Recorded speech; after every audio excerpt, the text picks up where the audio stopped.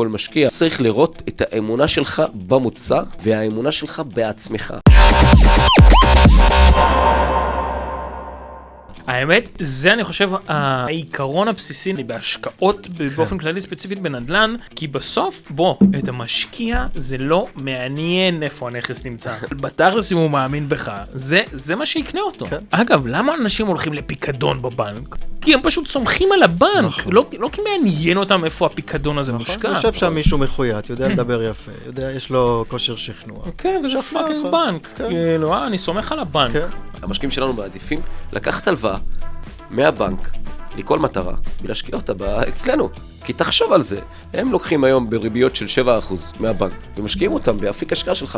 עושים כסף מהלוואה לכל מטרה שיכולה להיות הלוואה סתם לטיול או לבזבוזים. עושים 6%, 7%. עושים כסף.